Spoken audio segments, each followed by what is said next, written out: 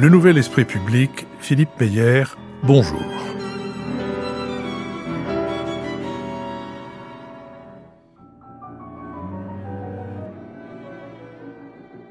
Bonjour, merci de nous avoir rejoints pour cette émission thématique, pour ce Nouvel Esprit Public, qui tournera autour de la question de l'avenir des villes moyennes, avec Fabien Verdier, qui est président de l'association Mouvement pour le développement des villes sous-préfectures. Fabien Verdier, bonjour.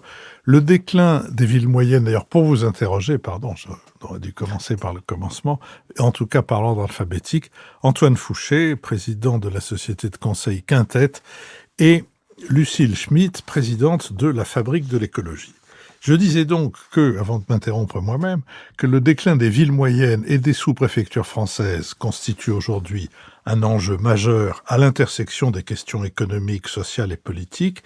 Et vous-même, Fabien Verdier, qui étiez jusqu'à une date récente maire de Châteaudun et qui êtes président de l'association Mouvement pour le développement des villes sous-préfectures, vous considérez que cette érosion résulte d'une combinaison de désindustrialisation, de métropolisation, de retrait des services publics et de fractures sociales croissantes.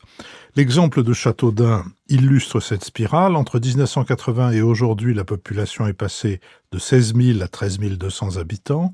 Les fermetures industrielles et militaires ont supprimé plusieurs centaines d'emplois et le sentiment d'abandon par l'État s'est accru.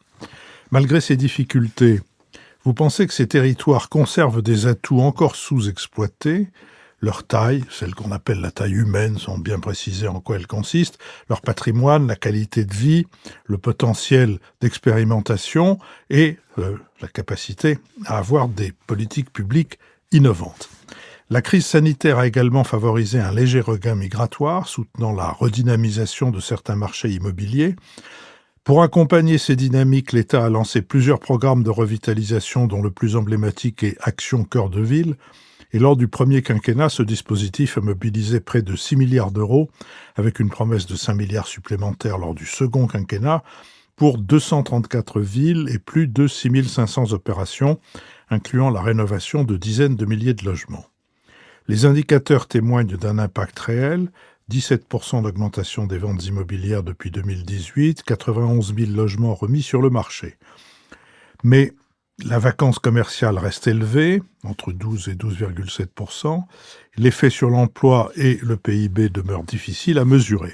Par ailleurs, les aides publiques représentent moins de 25% du financement total et limitent leur effet levier.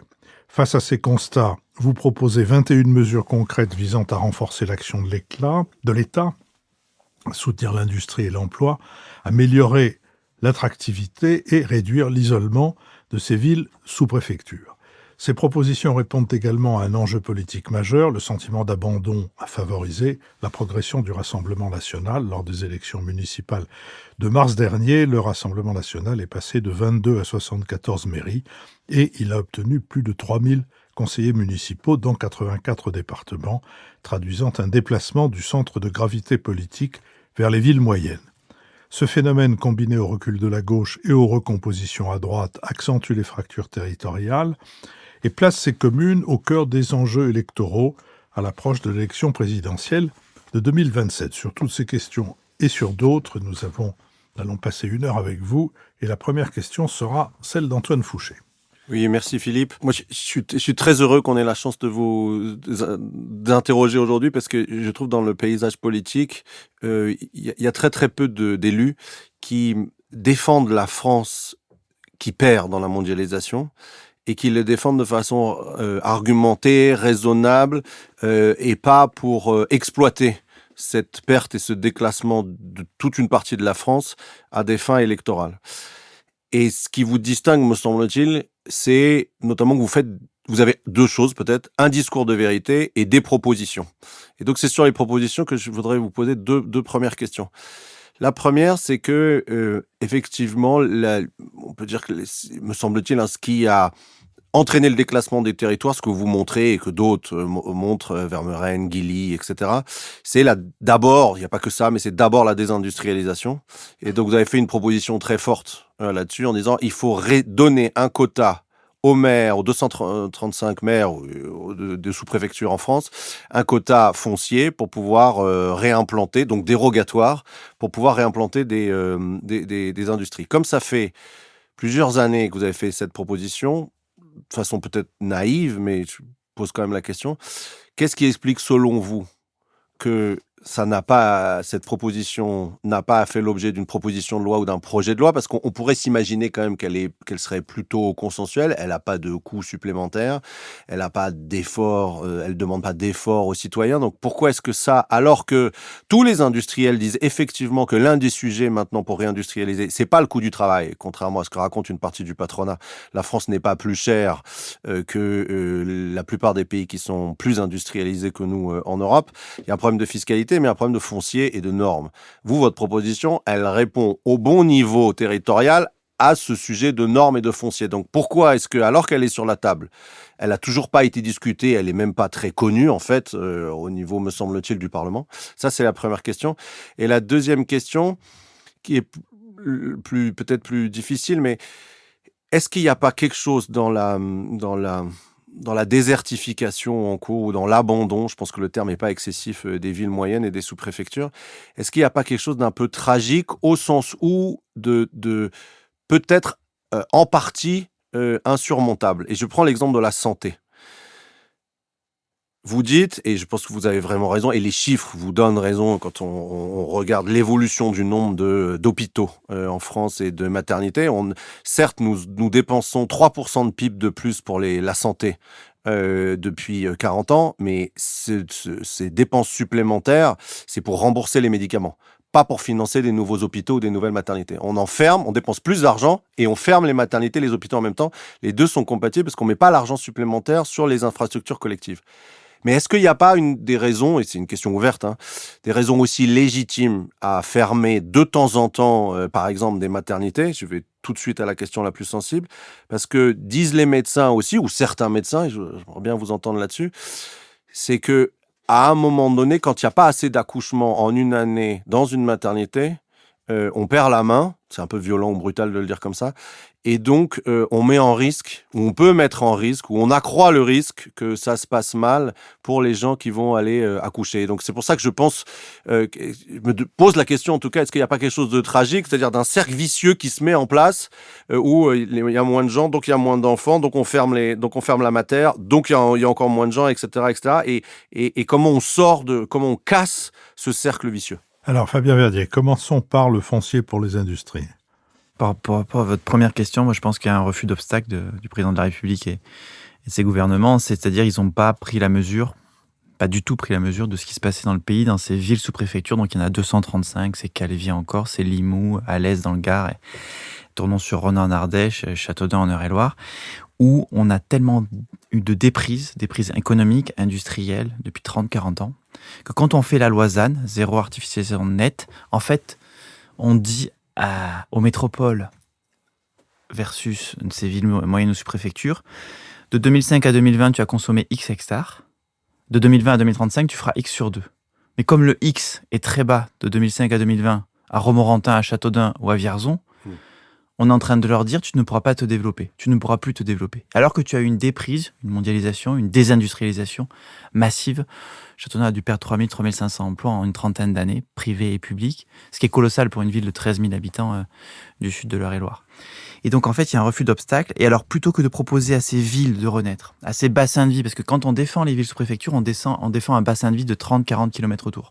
À Marmande, dans le Lot-et-Garonne, c'est 120 000 habitants qui vont chercher de l'industrie, de l'hôpital, de la culture, 3 lycées en général.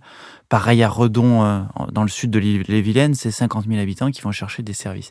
Et donc, on ne propose pas à ces territoires de renaître. Moi, c'est ce que je disais souvent. À Châteaudun, il y a 3 cimetières. Si le projet politique de nos élites, c'est de dire je veux 2 cimetières de plus à Châteaudun et 3 EHPAD, quel projet de société on peut porter pour nos concitoyens? Il faut renaître. Et c'est votre deuxième question sur les maternités. Moi, je suis directeur d'hôpital de profession.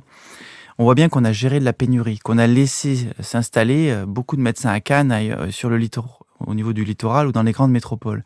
Et que dans nos villes moyennes, dans les zones rurales, de la Creuse à la Nièvre, de l'Eure-et-Loire à la Sarthe, on a peu de moyens, médecins généralistes et spécialistes. Et que si on nous donne de la rareté en permanence et de la raréfaction, à la fin, on peut que nous tuer, que nous assassiner. Et que nous dire, je te maintiens pas ta maternité. Alors qu'il faut prendre le problème à l'envers, il faut prendre le problème par les bassins de vie. Tu peux pas dire en Corse, t'es à 1h20 de la maternité. Tu peux pas dire aux habitants de Châteaudun et autour, parce qu'il faut penser à tous ceux qui sont autour, Valdière, c'est plusieurs milliers d'habitants, Brou, Cloix-sur-le-Loir, etc. Tu es très loin d'une maternité. En plus, quand des élites disent sur les nationales 10, vous pourrez plus que sur les routes nationales en France, vous pourrez plus rouler qu'à 80 km/h. Donc tu éloignes les maternités. Si tu dis la maternité est à Chartres ou à Orléans, tu éloignes ta maternité. Et donc tu dis aux femmes, aux parturientes, nous on avait fait des analyses à Châteaudun, plusieurs centaines avaient répondu, plusieurs centaines. Elles disent j'ai peur d'avoir un enfant, j'ai peur. Et une, elle avait pris un hôtel à côté de la maternité à Chartres une semaine avant. Une autre est arrivée à la maternité de Chartres, on l'a envoyée à la maternité de Dreux, etc. Les exemples sont légion. Les pompiers font accoucher les parturientes sur les routes. Une voisine a assisté une dame lors de son accouchement à 5h30 du matin. Elle a perdu les os. En un quart d'heure, 20 minutes, le bébé était en train de sortir. C'était son deuxième enfant. Des ambulanciers de 50 ans que j'ai croisés à Châteaudun qui ont été traumatisés par un accouchement qu'ils ont dû réaliser en urgence sur la route. Moi, je veux bien que les mandarins décident à Paris. Je veux bien que les élites décident, mais quelle est leur légitimité à décider de cela, à obérer l'avenir de ces femmes? Et donc, c'est sûr qu'il y a 200 000 naissances en moins en France. Et qui font que on a une perte de natalité qui est, à mon avis, le premier sujet de notre pays. Presque devant l'industrie, la souveraineté, on pourra en parler pendant des heures, qui est pourtant stratégique, géostratégique. Souveraineté, les data centers. Mais si tu ne peux pas naître dans un territoire, Champollion était né à Figeac, ville sous-préfecture du Lot. Je crois que le patron du CAE, Conseil d'analyse économique, a écrit un livre sur Marie Curie qui venait du Morbihan. Si on se prive des élites futures, sportives, culturelles, scientifiques, qui peuvent naître à Figeac, à Châteaudun, aujourd'hui, en 2020, en 2025, en 2030, on se prive de l'avenir de notre pays, parce que ça veut dire qu'on va recruter juste à Toulouse, Lyon, Marseille et Paris, c'est-à-dire dans les grandes métropoles. Et nous, ce qu'on dit, c'est qu'il faut rééquilibrer ce pays, sur la naissance, sur l'industrie, sur l'économie, sur la culture, sur l'enseignement supérieur à la recherche. Il faut qu'on puisse avoir des bac+5 dans ces villes moyennes. Parce que sinon, tu ne peux pas envoyer ton enfant à Toulouse ou à Nantes, c'est trop cher, c'est trop loin. Il y a l'habitus social de Pierre Bourdieu, etc. Et donc, il faut rééquilibrer ce pays, et c'est une volonté politique qui doit le faire. Ça peut être fait au niveau régional, ça peut être fait au niveau national. On constate, nous, avec l'association des villes sous-préfecture, avec Bernard, le maire de l'Espar-Médoc, que dès qu'il y a eu un plan Médoc fait par le département de Gironde, le député RN a perdu. Dès qu'il y a un peu de développement, on s'appelle mouvement de développement des villes sous-préfecture, il faut développer ces villes et ces territoires. Pas simplement faire de la cohésion, pas simplement faire de l'aménagement du territoire, c'est trop tard, trop peu, comme Action Cœur de Ville. Vous disiez 91 000 logements ont été faits. Le Grand Châteaudun, 40 000 habitants, 23 communes, c'est 22 000 logements. C'est-à-dire qu'on a fait 4 fois les logements du Grand Châteaudun. C'est beaucoup trop tard, beaucoup trop peu ce qu'on est en train de faire. Dans une société qui s'est complètement déséquilibrée, où les métropoles ont gagné, où Shanghai et Chongqing ont gagné, où Chicago et Dubaï jusqu'à il y a 2 mois ont gagné, et où ces villes moyennes, villes médianes, villes sous-préfecture, villes de liaison, nous on les appelle les terminaisons nerveuses de la République, Langon en Gironde, Neufchâteau dans les Vosges, colonne vertébrale de la République, si on ne refait pas cette France des TER, si on ne refait pas des maternités, si on ne refait pas de l'industrie, alors à mon avis, la République est finie. Lucile Schmitt. Oui, merci beaucoup de votre approche qui a un intérêt très, très important par rapport à ce qui vient de se passer dans la campagne des municipales et les résultats. On a vu que pendant cette campagne des municipales, au fond, on avait très peu d'indicateurs sur ce qui se passe justement dans les villes moyennes, les villes sous-préfectures, comme vous le dites.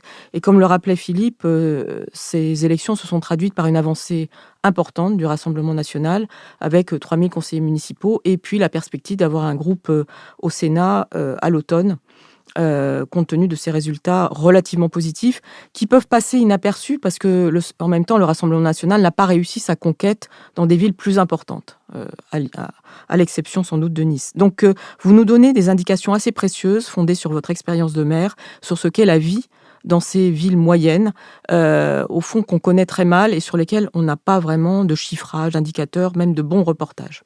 Donc ça, c'est un point important. Dans vos 21 propositions, il y a 2 ou 3 choses qui ont retenu mon attention, que je trouve intéressantes, parce qu'au fond, vous essayez de chiffrer les choses, de donner des espèces d'indicateurs justement qui nous permettrait de mettre en place une relation, qui soit désormais une relation qui permette de connaître ces villes et puis de lutter contre le sentiment d'abandon qu'évoquait Antoine.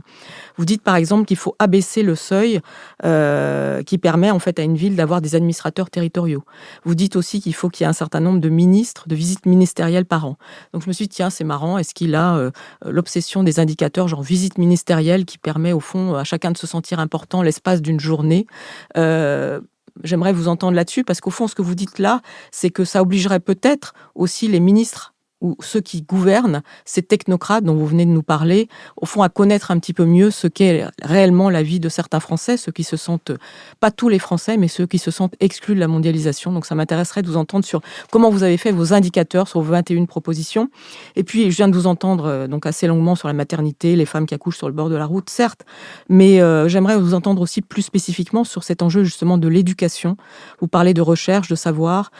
Comment est-ce qu'aujourd'hui, on sait bien que les inégalités scolaires sont extrêmement fortes en France, qu'on n'arrête pas de nous parler du niveau de maths qui décroît, qu'on nous dit qu'il n'y a pas vraiment de capacité, au fond, à organiser l'égalité des chances en matière d'éducation.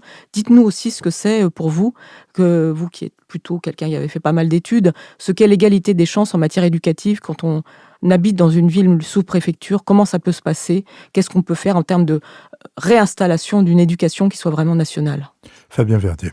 Merci. Sur les indicateurs, moi je suis très chiffre, je fais la caisse, etc. Mais d'abord, c'est pour objectiver la situation. Parce qu'en fait, on voit bien que c'est subjectif. Sur les naissances, il n'y avait pas de registre de naissance jusqu'au début de l'année 2025 en France. Ils se sont dit, il faut faire un registre national des naissances. Parce qu'on a eu sur les indicateurs, combien sont avec les pompiers, combien il y a de décès, taux de mortalité infantile, etc. Qui est monté à 4,1 pour 1000 en France. Moi, je constate qu'on ne sait pas le PIB de Romorantin, on ne le connaît pas chaque année. Le produit intérieur brut produit en Romorantin. Bassin de vie, agglomération, prenons ce qu'on veut avec l'INSEE. Le PIB par tête en PPA, parité de pouvoir d'achat.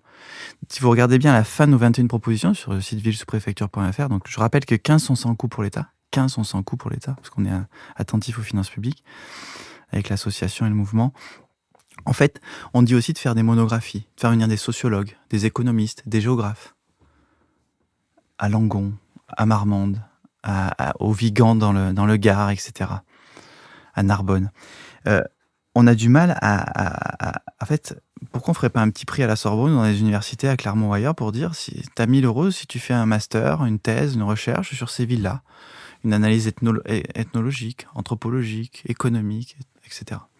Donc ces indicateurs peuvent permettre de mieux objectiver. On les a pas. Mieux mesurer. Après, l'idée aussi, c'est qu'on s'intéresse à ces villes-là. C'est peut-être des millions d'habitants, 12 millions, 13 millions, 15 millions d'habitants. Et tout cet arrondissement-là, Châteaudun, ça doit faire 70 000 habitants. Parce que ça se déborde dans le Loir-et-Cher et le Loiret. Il y a des gens qui viennent à 30-40 km chercher le train, chercher l'hôpital, qui a 700 agents à Châteaudun. Et donc, il faut muscler ces indicateurs, il faut vraiment muscler cette approche. Et au-delà de ça, et je vous remercie au niveau médiatique, il faut que les médias s'y intéressent. Moi, je me rappelle toujours d'un débat sur BFM il y a quelques années sur les voies sur berge quand elles étaient bloquées par Anne Hidalgo. Comme BFM était à côté, ils s'intéressaient qu'à ça toute la journée. Ben voilà, Montluçon, on s'est complètement désintéressé de Montluçon dans ce pays. Je voyais même un grand magazine hebdomadaire qui a fait une interview sur nos villes sous-préf et me disait il va falloir que je le vende en interne à mon rédac-chef. Il va falloir que je leur vende que je n'ai pas aller qu'à Dijon ou qu'à Montpellier, qui sont déjà des métropoles. Parce que des fois, dans ces magazines-là, on disait mais Dijon, c'est une ville moyenne. Non, Dijon, c'est une métropole. Peut-être une petite métropole, mais qui dépasse largement les 100 000 habitants. Les villes sous préfecture, globalement, le barycentre, c'est entre 5 000 et 30 000 habitants. La ville-centre. Je compte pas le bassin de vie, l'agglomération et tout le pourtour. Si j'enlève Reims, Aix-en-Provence, Le Havre et Brest, la plupart de nos villes sous préfecture sont dans cet étiage-là. Donc c'est pas de la ruralité, ce sont des petites villes, des villes moyennes, des villes médianes, des villes d'avenir, on les a appelées comme ça aussi parce qu'on veut que ce soit des villes d'avenir. Villes à taille humaine. Nous on a 250 associations à Châteaudun, 200 commerces, un hôpital, une médiathèque, une gare, etc. On a tous les atouts pour bien vivre en fait. Et c'est pour ça qu'on dit attirons des gens, faisons de la croissance endogène, ayons 100 hectares de droits à construire ou 200 hectares pour mettre de l'industrie. Tu mets une usine sur 10 hectares. À 100 hectares, tu as 10 usines. Avec 10 usines, c'est comme Mars et ça repart. Ta ville, elle repart. Tu as du PIB, ça repart. Sur le volet éducation, c'est essentiel, c'est vital. Vous savez, moi j'ai fait des études assez fortes en économie et j'ai appris la croissance endogène. La croissance, elle vient des infrastructures. Moi, je développe un aérodrome à Châteaudun.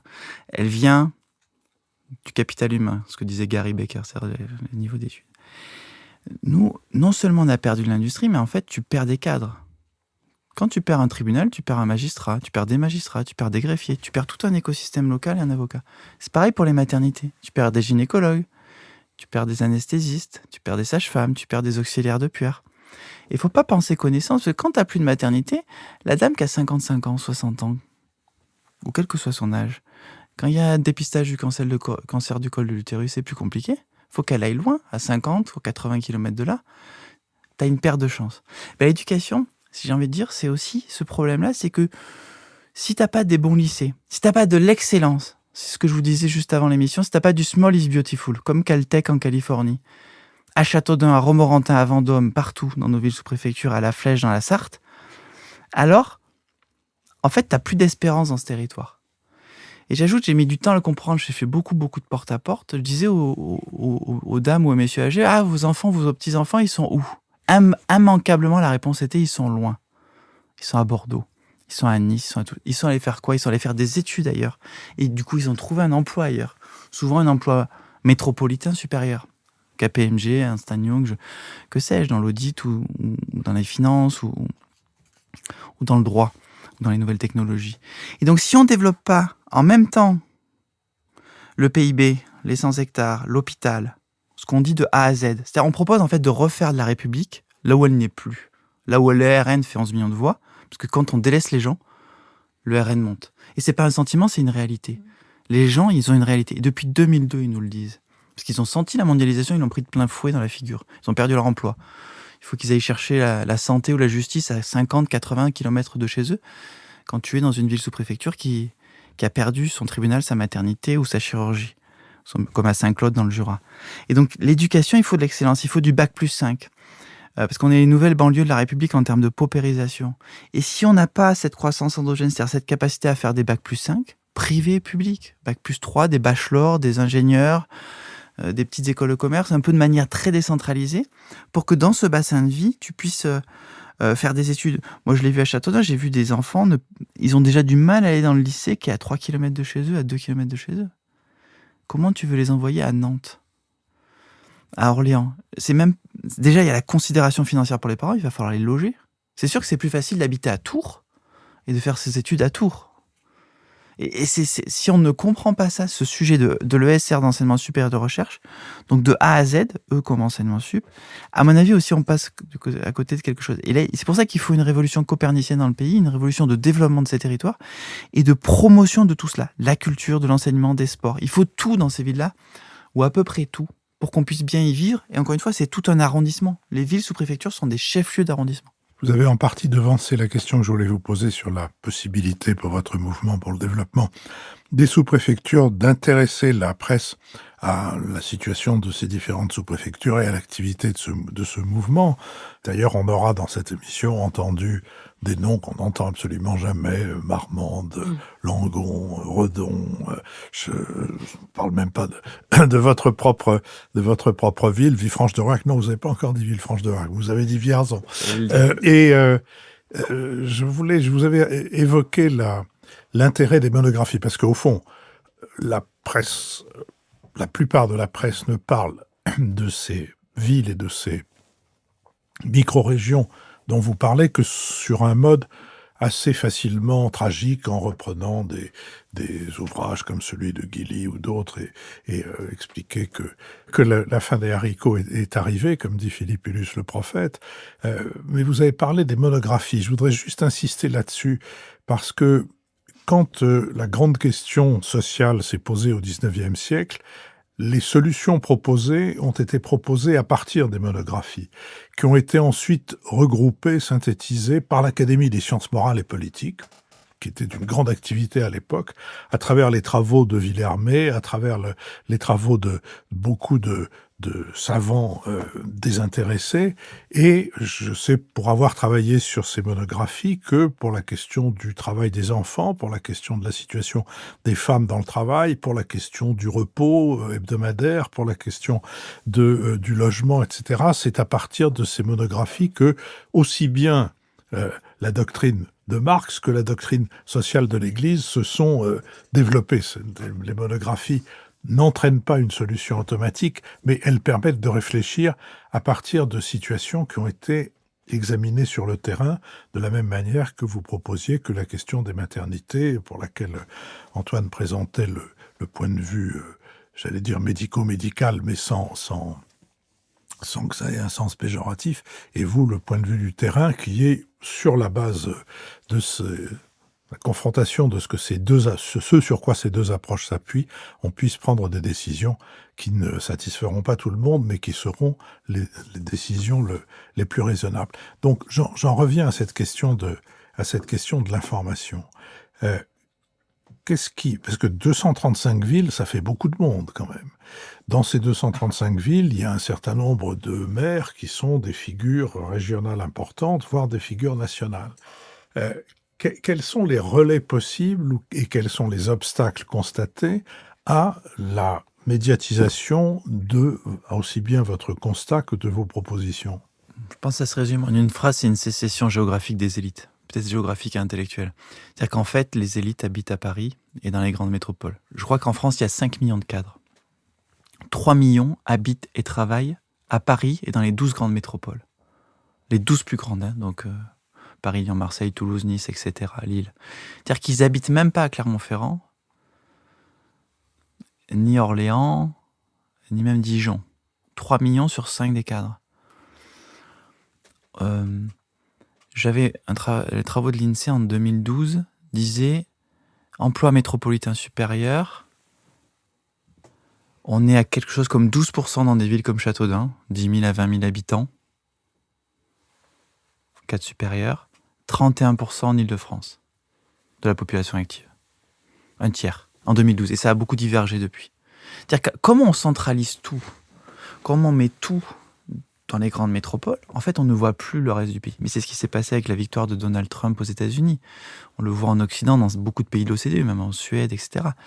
Comme les villes moyennes ont été les grandes perdantes des 30 dernières années, avec des forces centrifuges extrêmement puissantes, désindustrialisation, perte des tribunaux. Moi, j'étais à côté d'une SGAR à Orléans il y a quelques mois. Elle me disait, j'ai commencé ma carrière à Rethel, ville sous-préfecture des Ardennes. J'ai vu la fermeture du tribunal. Et la paupérisation intellectuelle de la ville. Et donc, quand tout le monde est en Paris, quand l'Express est à Paris, Marianne est à Paris, tout le monde est à Paris, Radio France, tu ne vois plus rien. Et qui te disent, dans le Perche, en Eure-et-Loire, il y a beaucoup de Parisiens qui viennent le week-end. Et des fois, ces technos, vous savez ce qu'ils nous disent, tout est fermé. J'ai envie de leur dire, mais oui, quand tu es à Paris, tu fermes tout ça. Tu passes ta vie à fermer ça. Les maternités, les tribunaux, 80 à l'heure, les autoroutes, les TER qui ne marchent pas. Prenez l'exemple des TER. Paris-Bordeaux en TGV, ligne à grande vitesse, 7 milliards d'euros d'investissement public. 7 milliards d'euros. La ligne Châteaudun-Paris-Austerlitz, il faut 50 millions d'euros pour l'améliorer, à peu près. SNCF Réseau, le rail, etc. Elle n'est pas électrifiée, la ligne. On arrive à Austerlitz, on s'arrête avant la Verrière parce qu'elle est classée, parce que notre ligne fonctionne encore au diesel. On parlait de pollution tout à l'heure. On est vraiment en 4e division. En fait, on nous a relégués. Et nous, quand on dit la France des TER, ça veut dire la France des mobilités. Il faut que des trains arrivent à l'heure dans ces villes-là. Il faut qu'à Marmande, Joël, le maire, il puisse avoir des trains intercités. Ce qu'il demande et on l'a envoyé bouler pour le dire gentiment. Il faut qu'à Céré, le maire, il dit Michel Coste, Céré, ville sous-préfecture de Pyrénées-Orientales, à quelques kilomètres de l'Espagne, ville de la cerise, ville très culturelle. On lui a refusé un pont parce qu'un techno, un sous-directeur au ministère des Transports a refusé ça il y a 2-3 ans, alors que tout le monde était d'accord localement de faire un pont. Donc c'est ce sujet des mobilités après l'enseignement supérieur. Et c'est tout ça, on est invisibilisé, on est relégué. Et comme on est relégué, les gens ne votent plus parce que le premier critère, c'est l'abstention. On voit même aux élections municipales. Voilà. À Châteaudun, il y a eu 3300 abstentions, je crois que c'était plus de 40%. Et après, c'est le vote pour les extrêmes. Jordan Bardella pour l'extrême droite et Jean-Luc Mélenchon pour l'extrême. Les gens ne se reconnaissent plus. Mais c'est exactement ce qui s'est passé aux États-Unis. Les démocrates, les bleus, ont cru que les États-Unis se résumaient à New York et San Francisco. Ils n'ont pas compris qu'entre les deux, il y avait un pays. Et comme les élites médiatiques, culturelles, scientifiques, technologiques ne vivent plus là, n'habitent plus là, plus personne n'habite là, on ne se rend pas compte. Pardon, mais vous avez développé le constat que vous aviez commencé à faire. Vous n'avez pas répondu à ma question, qui est celle d'imposer ces données que vous développé avec beaucoup de sens du concret, mais comment imposer ce constat aux médias, au débat, au mouvement politique, quand on est quand même 235 villes, et donc on représente à la fois en population et en élus une force qui n'est pas négligeable. Mais c'est Gramsci, la réponse. Soit on l'impose par des idées. Nous, sur notre site, on a fait une vingtaine de tribunes, une trentaine de tribunes jusqu'à l'audace, et on remercie Natacha Polony ou vous de nous inviter, par un discours médiatique. Deuxièmement, en rencontrant les élites. On voyait encore le ministère des Affaires européennes il y a quelques jours. Mais j'ai fait venir des gens d'ailleurs de Châteaudun et d'ailleurs. À chaque fois, ils me disent « Mais Fabien, t'as l'impression qu'ils sont sur Pluton. Ils comprennent rien à ce que tu leur dis. À ce que vous leur dites. Pourtant, on avait fait des études. D'abord, ils lisent plus. Vous, au moins, vous lisez. Mais ils lisent plus. Ils liraient pas nos textes, nos travaux, voilà. Et ces idées de monographie, ce sont des choses simples. C'est hyper simple. On pourrait peut-être commencer par 20 villes. Nous, il y a une autre proposition. Donc, on disait administrateurs territoriaux parce qu'on manque ce qu'on appelle le terme ingénierie de compétences. Moi, je dis, il y a pas de normalien qui vit dans l'arrondissement de Châteaudun ou de polytechnicien. Je force le trait, mais vous pouvez quasiment le chercher. Dixmine, Dixpont, ce que vous voulez, ok ? HEC, etc. Et on leur dit, donc, baisser le seuil de l'INET à 5000 habitants, le seuil d'administrateur territorial au lieu de 40 000. Mais aussi, ça peut être les ambassadeurs, les préfets. Enfin, je sais que les corps ont changé, là, mais ces administrateurs de l'État qui sont sans affectation. Pourquoi vous les mettriez pas à Villefranche de Rouergue ? À la ville de Villefranche ? À l'agglomération de Villefranche ? Ou à la sous-préfecture ? On en mettrait 10. Vous verriez que les groupes WhatsApp, ils fonctionneraient. Ils diraient, je suis plus au Café de Flore à Saint-Germain-des-Prés. J'ai compris ce qui se passait dans le pays. On les mettrait 1 an ou 2. Je dis bien dans la ville sous-préfecture. Vous savez que la DGE, Direction Générale de l'Enseignement et des Entreprises à Bercy, DGE, un collègue me disait, il y avait 300 personnes dans la DGE qui étaient avant sur les territoires, sur le terrain. Ils ont rapatrié à Bercy. Et parfois, ils font des visites d'usine en visio, en Teams. Vous vous rendez compte de la déconnexion ? Et vous pouvez prendre ça sur tout. DGE, Bercy, médias, etc. Et donc, oui, ce découplage est mortifère pour notre République et notre démocratie. Et oui, ou alors, c'est sûr, il faut que les régions s'en emparent. On avait été auditionnés par Région de France, les vice-présidents de l'aménagement du territoire des régions. On a fait beaucoup de rendez-vous. Mais à un moment donné, ça parle de l'Élysée, quoi. Ça parle de l'Élysée de Matignon. Enfin, à un moment donné, Pierre Vermeuren le dit assez bien. Il y a un poids de l'État, si on le veut. Par exemple, pourquoi mettre la DGSE à Vincennes ? Ça coûte 3 milliards d'euros. Parce que nous, on fait des économies. En plus, notre proposition, c'est de faire des économies. On dit, l'INSEE régionale, tu la mets pas à Nantes, tu la mets à Fontenay-le-Comte, ville sous-préfecture de Vendée. Ça sera moins cher, l'immobilier est moins cher, etc. Et tu aménages ton territoire. DGSE à Vincennes, 3 milliards d'euros. Moi, je l'aurais mise à Clamecy dans la Nièvre. Je suis sûr que ça coûtait 1 milliard, 1,5 milliard, ça coûtait 2 fois moins. D'abord, on vit mieux, hein. Châteaudun a de la maison à 120 000 euros avec jardin. T'as ton cadre de vie, t'as la médiathèque, t'as l'enseignement supérieur à la recherche, t'as un bel hôpital. Mars et ça repart, tout repart en fait. Mais c'est juste, il faut réirriguer la France par des blocs de granit, un peu le paraphrase sur ce que disait Napoléon Ier, sur 235 lieux dans le pays, Saint-Pierre en Martinique, etc., Jonzac en Charente, Bergerac en Dordogne, et ça repartira. Privé, public. Et ça coûtera moins cher à la France. Antoine Fouché. Oui. Une remarque, une question. La remarque, c'est que effectivement, peut-être que la prise de conscience, comme vous l'avez suggéré, des écarts qui sont en train de se creuser au sein de notre pays, des écarts territoriaux, ça passe par une mesure du PIB par habitant beaucoup plus fine. C'est-à-dire aujourd'hui, l'INSEE descend au niveau de la région, ce qui permet déjà de montrer que en moyenne, le niveau de vie est 2 fois plus élevé en Île-de-France que dans le reste de la France, et qu'il y a aujourd'hui 3 régions dans lesquelles en moyenne le niveau de vie est plus faible qu'en Pologne. Bon, la Bourgogne-Franche-Comté, les Hauts-de-France et la Corse.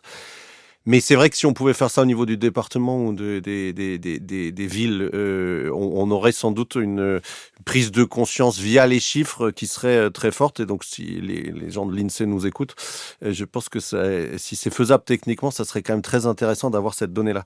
Ma question, c'était sur la bonne méthode pour s'y prendre, parce que j'ai l'impression qu'il y a une complémentarité ou une tension dans ce que vous dites entre une demande d'aménagement du territoire par le haut, et c'est ce que vous avez dit il y a 1 minute, c'est-à-dire on met, au lieu de mettre les services déconcentrés de l'État, au lieu de les mettre dans les villes, dans les préfectures, on les met plutôt dans les sous-préfectures. Et là, je trouve que c'est encore attendre de Paris que Paris modifie le destin des sous-préfectures. Et j'ai l'impression que vous avez une autre type de proposition, et c'est justement là-dessus, je trouve que c'est plus intéressant, qui consiste à dire non pas à Paris, occupez-vous mieux de nous et ça ira mieux, mais laissez-nous nous-mêmes nous occuper de nous-mêmes, laissez-nous prendre notre destin en main, laissez-nous créer du PIB sur nos territoires et on aura moins besoin de la redistribution. Parce que c'est vrai qu'il y a souvent un dialogue de sourds sur l'aménagement du territoire qui consiste d'un côté à dire on est abandonné, et c'est vrai, sur les services publics, et de l'autre, Paris qui répond attendez, la France n'a jamais autant redistribué d'argent entre les territoires, et ça c'est vrai aussi. Et d'ailleurs c'est complémentaire, c'est-à-dire c'est parce qu'il n'y a plus de services publics qu'on redistribue plus d'aides individuelles. Mais et j'en termine par là, est-ce que l'approche par l'autonomie, c'est-à-dire foutez-nous la paix avec vos normes et laissez-nous prendre notre destin en main, typiquement, encore une fois, la proposition sur les 100 hectares pour réindustrialiser, est-ce que ça n'a pas beaucoup plus d'avenir ? Est-ce que c'est pas beaucoup plus puissant de passer par là que d'attendre que Paris daigne prendre en compte et regarder davantage, Paris ou les élites, comme vous dites, regarder davantage le sort des sous-préfectures et mettre toute sous-question dans la question, c'est que est-ce qu'il y a une alternative à la réindustrialisation ? C'est-à-dire, est-ce que si on dit, OK, on vous donne davantage les moyens de prendre votre autonomie en main, est-ce qu'il y a autre chose que de l'industrie que vous pouvez faire dans ces territoires-là pour pouvoir créer de la richesse? Parce que ça sera pas vous n'y arriverez pas par le tourisme, enfin me semble-t-il, hein. Vous n'y arriverez pas par les services. Et donc c'est forcément de l'industrie, ce qui veut dire que si on veut recoudre le territoire français, il faut réindustrialiser, il n'y a pas d'alternative. Fabien Verdier. Merci. Oui. Sur la mesure du PIB, moi je dis encore une fois, il faut descendre à la ville sous préfecture. À Romorantin, Montargis, Pithiviers, ville, à Bassin-de-Vie arrondissement. Sur les régions, c'est trop grand. Ça fait partie des facteurs causaux, on l'a pas dit, hein, mais la loi NOTE de 2015 a tué Langres. C'est-à-dire quand tu fais la région Grand Est, alors c'est l'actualité, hein, Langres est à 4 heures de Strasbourg. Quand tu t'appelles Bressuire, ville sous préfecture, dans la région Nouvelle-Aquitaine, tu es très petit. Donc en fait, la loi NOTRe, la fin du statut de député-maire ou sénateur-maire a encore fragilisé. Tout ça, c'est des facteurs cumulatifs. Hein, la perte des tribunaux, des maternités. En fait, tu enlèves de la compétitivité à ta ville ou ton territoire. Nous, on plaide pour la compétitivité prix heure prix dans ces villes et sous-préfectures. Sur votre deuxième question, alors par le haut, par le bas, bottom-up ou top-down, j'ai envie de dire qu'il faut faire les deux. Alors j'oublie souvent un point, c'est que le pire, c'est que tout n'est pas à Paris, en fait. Ce qui s'est passé, c'est que c'est New York, Londres, Singapour et Shanghai qui ont gagné. Hein. C'est-à-dire que nos élites, maintenant, elles font Yale et Princeton. Et donc, c'est pire. C'est parce qu'en fait, elles sont allées à Chicago, elles sont allées à San Francisco. Et à San Francisco-Bressuire, c'est un peu loin, quoi, en termes de schéma de pensée. C'est ça qui s'est passé, c'est pas par le haut. Moi, je pense qu'il faut faire les deux. Il faut même, si l'Union européenne s'en empare, c'est pour ça qu'on est allé voir chez Benjamin Haddad, dire, à un moment donné, l'Union européenne, il faut qu'elle prenne conscience que l'Europe vrille complètement. Pourquoi on n'a pas une réflexion sur les villes moyennes, ces colonnes vertébrales de nos républiques, ces terminaisons nerveuses? Je crois qu'Enrico Letta commence à en parler. En fait, Rotterdam, Munich et Hambourg n'ont pas besoin des pouvoirs publics. Ils ont une cinétique propre. Donc, il faut l'aider. Après, c'est ce que je dis, Pierre Vermeuren le dit assez bien, c'est que l'État a une telle puissance quand même encore, 2,5 millions d'emplois, 1,5 million d'emplois, fonctionnaires d'État, etc., 1 million dans les hôpitaux. Il y a une telle force, les agences de l'État, les diverses agences, on avait vu le CNED qui avait été mis à Poitiers, etc., l'ENA qui avait une tentative à Strasbourg, enfin, il y a une telle capacité que voilà. Autre point, quand on a abandonné la DATAR, je crois que c'est 2014, c'était une erreur majeure, en fait, je pense qu'on a implicitement considéré que la décentralisation disait à l'État, je n'ai plus besoin d'aménager mon territoire, je n'ai plus besoin de développer mes territoires. Mais comme il y a eu une telle force centrifuge depuis 30 ans, la désindustrialisation massive dans le Jura, vous prenez Saint-Claude sur l'automobile, Montluçon qui a perdu 20 000 habitants en 50 ans, qu'il faut faire des politiques puissamment contracycliques. Moi, c'est ce qu'on m'a appris en économie, en macroéconomie. Si tu fais que du contracyclique, si là ça baisse, il faut que tu aides à remonter. Et t'es obligé. Moi, je suis là pour l'intérêt général et dans le fond, j'ai plutôt une histoire jacobine. On est déçu par l'État aujourd'hui, il faut se le dire, malheureusement. Mais voilà, il faut que ça vienne par le haut. Par le bas, évidemment, nous, c'est ce qu'on a fait à Châteauroux. On a dû créer des centaines d'emplois en 5 ans. On a été le premier créateur d'emplois privés dans la région Centre-Val de Loire, voilà, avec Vorwerk, Safran, qui est en croissance de 1000 m² à Châteaudun, qui va passer les 400 salariés, etc. Donc on a fait beaucoup de travail avec les investisseurs privés. On allait au CIMI, on allait dans les salons à Dubaï, à Londres, en Allemagne, etc. Enfin, les équipes allaient dans les salons pour chercher des investisseurs. Bien sûr qu'il faut le faire, on est obligé. Mais si tu n'as plus de terre, si le ZAN, le zéro artificialisation nette, t'en empêche, il faut aller chercher les 100 ou 200 hectares par ville sous préfecture à Paris. La proposition de loi, comme vous dites, ou un projet de loi, proposition de loi, etc. Donc c'est indispensable. Mais nous, ce qu'on veut aussi fortement dire, c'est que le modèle métropolitain, 12 000 € du mètre carré à Paris, stress, déficit de l'art de vivre, mais pareil à Nantes, insécurité, Bordeaux, Marseille, etc., ne tient plus. Donc on dit, c'est tellement haut là, dans les villes métropolitaine qu'il faut rééquilibrer et dire que Bressuire a le droit d'exister, remettre des choses à Bressuire, remettre des choses à Montluçon, remettre des choses à Clamecy, et toute la France sera irriguée. Et la République retrouvera ses couleurs. Et à mon avis, les extrêmes seront à moins d'1 million de voix. Lucile Schmitt.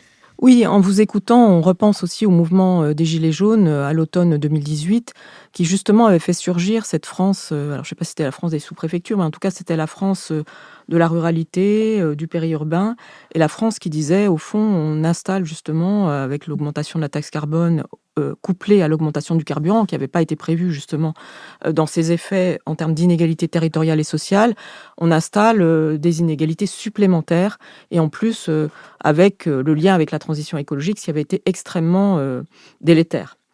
On voit qu'aujourd'hui, la situation, au fond, s'en rapproche assez. C'est-à-dire qu'il y a une augmentation forte du prix du carburant. Et à la Fabrique écologique, on a fait une étude sur les mobilités en zone très rurale. On s'aperçoit que malgré beaucoup d'efforts qui ont été déployés, avec le Fonds vert, avec la multiplication d'expérimentations et la remise des petites lignes ferroviaires, par exemple, la dépendance à la voiture s'est accrue parce que les distances entre le domicile et le travail n'arrêtent pas d'augmenter. Donc, il y a un sujet de modèle économique. Et moi, ce qui me frappe, votre proposition phare sur le zéro artificialisation nette, moi, je suis d'accord sur l'idée que la mesure a été imposée de façon technocratique sans regarder précisément justement les inégalités de développement urbanistique d'un territoire à l'autre, et notamment dans les petites villes par rapport aux métropoles, sachant que les métropoles n'ont pas de problème, puisque comme elles ont beaucoup construit, elles n'ont pas de problème avec le fait de diviser par 2 et de densifier. Mais quand je vous entends parler sur le fait qu'il faut mettre 100 hectares sur l'industrie, j'aimerais vous entendre aussi de manière un peu plus précise sur à quel type d'industrie pensez-vous ? Parce qu'aujourd'hui, on parle beaucoup de réindustrialisation de la France. On dit aussi qu'il faudrait que ce soit de l'industrialisation verte. Et puis, on ne va pas au-delà justement d'une espèce de discussion assez générale, sans parler de secteur précisément, sans expliquer où est-ce qu'on se mettrait et comment est-ce qu'on organiserait les synergies et la compétitivité industrielle. Et on voit bien que ça bénéficie plutôt pour l'instant aux métropoles ou aux grandes agglomérations. Par ailleurs, je pense que mettre la DGSE à Clamecy, c'est quand même un petit peu disruptif. Je pense qu'il faut quand même que la DGSE reste, si possible, au niveau du gouvernement. Et s'il y a un service que je vois bien rester à Paris, c'est plutôt la DGSE. Clamecy, c'est la France. Oui, mais bon. Fabien Verdier. Sur les gilets jaunes, oui. Moi, les gilets jaunes, ce qui m'a marqué, c'est qu'on n'a pas, tout le monde le dit, pas ouvert les cahiers de doléances, ou pas trop. Et ce qui leur demande forte, c'était la proximité. Et c'est pour ça que moi, il y a la France des 35 000 communes. En fait, quand tu fais la région Grand Est, alors ça a été fait avant, ou Auvergne-Rhône-Alpes, tu es à l'inverse de ce que veulent les gens, qui veulent de la proximité. C'est pour ça que moi, je suis un peu sur le département, la commune, etc. Fondamentalement, c'est retrouver de la proximité. C'est ce que nous demande le peuple, il faut le faire. Sur les mobilités, etc. Moi, je pense que la question clé, c'est le pouvoir d'achat. Là où la gauche s'est trompée aussi sur les 35 heures et sur le sociétal, c'est qu'elle fait du sociétal alors que les gens veulent de l'argent. Ils veulent travailler chez Safran pour gagner 2200 € net par mois, avoir des actions, de l'intéressement, de la participation et un bon comité d'entreprise. C'est-à-dire pouvoir vivre et aller au cinéma et éventuellement un petit peu en vacances. Vous savez, le 12 du mois, moi j'ai un coiffeur à Château, il me dit, à partir du 10-12 du mois, il n'y a plus personne chez moi dans mon salon. Faut se rendre compte de la paupérisation. Donc le pouvoir d'achat central, 70% des Français vont travailler en voiture. Ce que je disais tout à l'heure sur la croissance endogène, c'est ça. C'est, à un moment donné, il faut donner de la croissance à ces territoires. Parce que sinon, les gens vivent mal. Classe moyenne, classe populaire. Mais c'est viscéral. Beaucoup de femmes seules maintenant. Beaucoup de séparations, de divorces. Donc ça a renforcé ce problème de pouvoir d'achat. C'est avec un salaire, 1 ou 2 enfants, un logement tout seul à payer, une voiture à payer avec 2,20 € le diesel, avec la crise en Iran et au détroit d'Ormuz. Il faut que je finance tout ça. Sur les secteurs, là où la France a ses avantages concurrentiels, compétitifs, hein, là où on est Zidane, quoi. Moi, je plaide pour l'aéronautique. Châteaudun a une histoire aéronautique très forte. Plusieurs entreprises PME, PMI dans l'aéronautique, Safran en tête de mire et un aérodrome de 400 hectares avec une piste. Donc nous, c'est se spécialiser là. Mais d'autres endroits, ça peut être la cosmétique, la pharma. Et après, il faut revenir à cette idée de souveraineté. Souveraineté donc pharmaceutique, on a vu les médicaments, les dispositifs médicaux. Il y a énormément, il y a 100 et quelques mille morts de cancer par an en France. Donc on voit bien qu'il y a des progrès dans la médecine, dans la génétique à faire. Et nos villes moyennes sous préfecture, de Montluçon à Neufchâteau dans les Vosges, ou à Villefranche-de-Rouergue, pourraient accueillir des industries là. Pierre Fabre est à Castres. C'est ça qu'il faut démultiplier. Beaucoup d'ETI. Les ETI, entreprises de taille intermédiaire en Allemagne, je crois qu'il y en a 15 000 ou 17 000, il n'y en a que 5 000 en France. Elles sont dans les Landes et dans des villes petites. J'avais fait une tribune dans les Échos, moins de 20 000 habitants, dans les villes de moins de 20 000 habitants, 70 à 75% de l'industrie est là. Quand on abandonne Clamecy et Villefranche-de-Rouergue, on abandonne notre industrie, fondamentalement. Le décrochage industriel français vient du fait qu'on a perdu notre industrie dans le Jura, à Montluçon, etc., etc., dans le nord de la France, Valenciennes, exemple canonique. Le cloud, si on parle du numérique, on est nul au niveau technologique, malheureusement. L'IA, on le voit, les GAFAM, mais ça passera par ces villes sous-préfectures. On peut se spécialiser là. Nous, à Châteaudun, on avait un projet de 20-30 hectares de data center, d'hyperscale, 1 milliard d'investissements privés. On ne peut pas l'adresser parce que RTE n'arrive pas à amener des lignes à haute tension. Ça coûte 150 millions d'euros pour Châteaudun, là où on est à 50 millions d'euros pour Bordeaux. Là, encore une fois, on a des doubles ou triples peines dans nos villes sous-préfectures, c'est que c'est plus facile de faire des choses dans les métropoles. Et c'est là où on dit à l'État, à la France, aux régions, de rééquilibrer la France avant qu'elle ne tombe.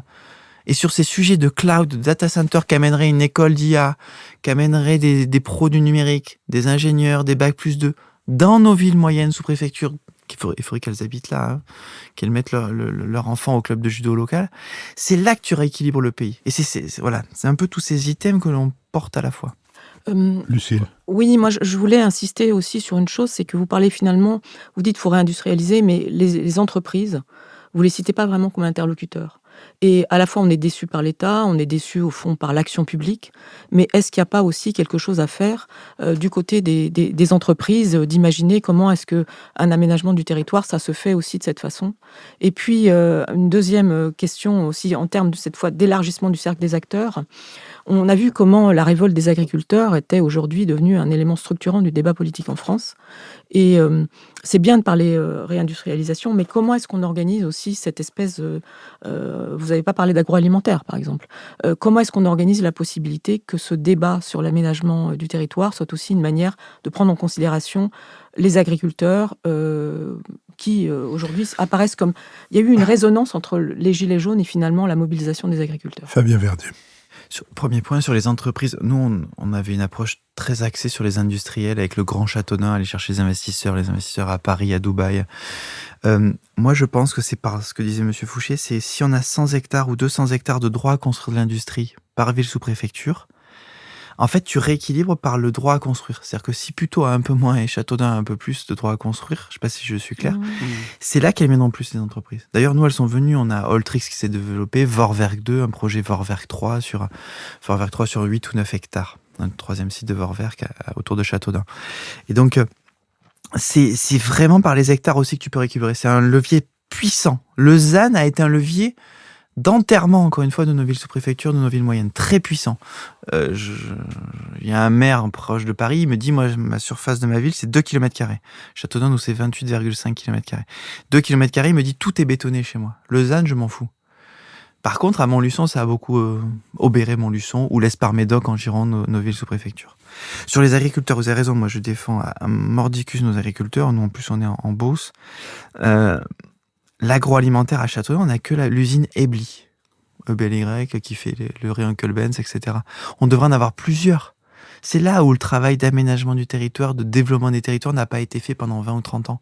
On devrait avoir 4-5 usines d'agroalimentaire autour de Châteaudun. Aider nos agriculteurs peut-être parce qu'on achète localement, etc. Aussi à travers ce prisme-là, ce prisme économique-là ou de proximité-là, évidemment. Antoine Fouché. Oui, peut-être juste une dernière question sur l'industrie à nouveau. On a parlé de l'État, on a parlé des élus, on a parlé des entreprises. Est-ce que vous pourriez nous parler des travailleurs et des citoyens? Parce que il y a aussi un préjugé. Est-ce que c'est un préjugé? Mais il peut y avoir un préjugé qui consiste à dire que on ne veut pas d'usine à côté de chez soi, où tout le monde est pour la réindustrialisation, mais à condition que l'usine, elle se construise à côté de chez le voisin et pas à côté de chez soi. Et en tout cas, c'est notamment le dernier bouquin d'Ezra Klein aux États-Unis, Abondance, qui montre qu'on construit beaucoup plus dans les États républicains que dans les États démocrates, parce que dans les États démocrates, on est pour l'égalité, mais à condition que ça se fasse pas, encore une fois, qu'on construise pas les logements à côté de chez soi. Et est-ce que vous pourriez ou aux États-Unis, est-ce que vous, comme vous avez amorcé la réindustrialisation à Châteaudun au cours de votre dernier mandat, est-ce que vous pourriez nous parler de la réaction des gens? Alors, il y a le pouvoir d'achat, vous en avez dit un mot, mais sur les nuisances éventuelles des établissements qui se sont montés, les transports, comment ça s'est passé? Comment ça a été accueilli? Est-ce qu'il y a eu des contestations?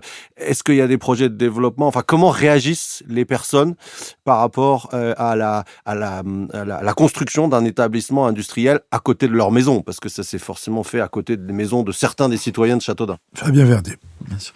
Sur le premier point, les citoyens et les travailleurs, alors, j'ai pas le temps de tout vous dire, évidemment, mais si tu veux réindustrialiser, il faut le sol, il faut le terrain, il faut une volonté politique, il faut plein de choses, mais il faut la formation. Donc nous, on a un CFA industriel à Châteaudun, un CFA historique industriel. Je rappelle que d'ailleurs, avant, les CFA étaient dans les usines jusque dans les années 1970. Il faut que vous développiez les sigles, parce que... CFA, Centre de formation d'apprentis. Et industriel, un CFA lié à l'unité, enfin la métallurgie française. Et donc, il faut qu'on ait de la formation, évidemment, hein, du CAP, du BEP, du Bac Pro, ça peut être dans l'usine, etc. Mais avant, dans l'usine Safran, c'était dans l'usine. C'est impressionnant. C'est-à-dire, t'habitais à côté, tu t'es formé dans l'usine, tu travaillais dans l'usine. Il y avait un écosystème industriel très puissant. Ça revient un peu. Ça revient un peu, mais faut vraiment l'amplifier. On avait une usine de machines-outils aussi, GSP, c'était la même logique. Pas dans mon jardin, not in my backyard. En fait, je pense que ça, c'est un prisme métropolitain. À Rennes, on veut peut-être pas d'usine. À Nantes, on n'en veut peut-être pas. À Poitiers, on n'en voulait pas. D'ailleurs, c'est comme ça que les élus verts ont été élus en 2020. Et là, sans préjugés, c'est que, en fait, les bobos locaux, en fait, voulaient plus d'Aveco. Ils étaient à 5 000 € par mois de salaire. Ils voulaient du bio, ils voulaient du vélo. Je force un peu le trait, mais c'est ça qu'ils ont dit à Strasbourg, à Lyon. Mais pas chez nous, c'est l'inverse. Comme on a désindustrialisé massivement. Montluçon, vous voyez, c'était 50 000 habitants en 1975, 32 000 habitants aujourd'hui. Vous vous rendez compte? Dans une France à 45 millions d'habitants, vous vous rendez compte, la déprise, tu fais la règle de 3, il devrait être 70 000. Donc, au contraire, nous, l'accueil de l'usine Vorwerk, l'usine allemande qui produit les Thermomix produits mondiaux, le Thermomix 7 aujourd'hui, a été très favorablement accueilli. Il y a déjà 100 emplois qui viennent du quartier de Châteaudun et aussi du quartier Beauvoir qui peuvent venir à pied et qui ont des bons salaires. Et qui ont d'abord Artus ou Adéco en intérim, mais peut-être après CDI. Donc, très, très favorablement, on a un projet pharmaceutique de 36 000 m² là, qui a été voté il y a plusieurs mois à Châteaudun, qui pourrait créer 100 et quelques emplois, très favorable. Moi, sur un truc qui me frappe aussi, c'est que dans nos villes sous préfecture, on a sous-investi pendant 30 ou 40 ans, privé et public. Les petites usines, ou les entreprises de 7, 8, 10 salariés. Et donc, les bâtiments sont très poreux énergétiquement. Ceux de 1970 sont très vétustes. Pourtant, ils ont un savoir-faire incroyable dans leur domaine. Hein. Je pense à France Beauminage et à d'autres. Et quand on a fait un bâtiment pour l'entreprise Oltrix, un bâtiment fait par un aménageur, un investisseur Virtuo, qui a fait un bâtiment de 2 hectares 4, très haut sous plafond, je sais plus, c'est 10, 12, 15 mètres. Ils ont un label qui s'appelle BREEAM, B-R-E-E-A-M, BREEAM Excellent. On a été dans les top 50 de France pour ce bâtiment économique, c'est le parc d'activité La Bruyère à Châteaudun, BREEAM. Et bien ces bâtiments, même quand tu es en novembre, au mois de novembre, tu as des puits de lumière, tu n'as pas besoin d'éclairer. C'est pas du tout des passoires thermiques, ça doit être du A+.